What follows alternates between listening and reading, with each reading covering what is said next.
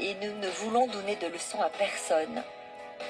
Si j'ai voulu partager mon histoire, c'est surtout pour redonner l'espoir à ceux qui l'ont perdu.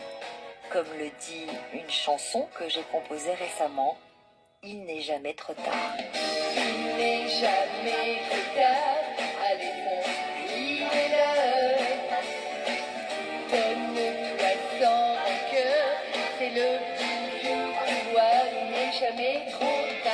Merci à Julia Freund qui a écrit ce récit, inspiré donc par l'histoire de deux de nos auditeurs, Sandrine et Bruno, qui nous avaient écrit pour témoigner.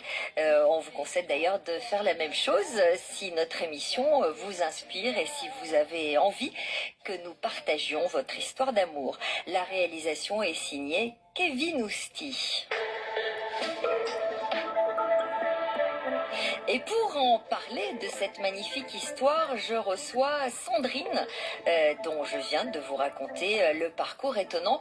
Bonjour Sandrine, merci d'être avec nous. Bonjour Sophie, c'est un réel plaisir de vous entendre au téléphone. J'imagine que vous avez entendu le récit de votre histoire, ça vous a fait quoi ? Ça m'a énormément touchée et mon mari est juste à côté de moi, il a entendu un petit peu et ça l'a énormément touchée également. Ça nous a touchés tous les deux, voilà.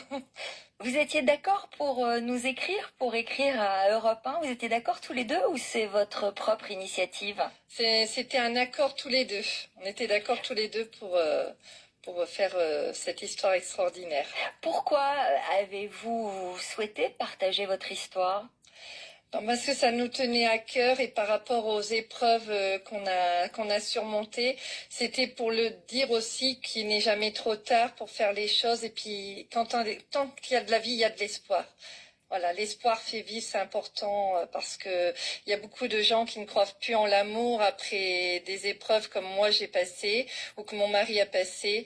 Et c'est vrai que je trouve qu'il fallait en parler. C'était important pour nous de le dire. Alors tous les deux, vous avez eu des parcours particulièrement difficiles. Vous croyez que cela joue dans votre histoire ? Oui, ça vous a rapproché ? Oui, ça nous a rapprochés. Voilà, on avait vécu des choses similaires. C'était comme si c'était écrit dans l'histoire. C'est ça qui est étonnant. C'est une histoire magique en quelque sorte. Dès le début, quand vous avez croisé Bruno, vous avez quand même senti cette complicité. Vous avez senti que mieux que quelqu'un d'autre, il vous comprenait ? C'est surtout Bruno. Moi, je l'ai ressenti parce que je me sentais protégée comme un ange gardien. Mais je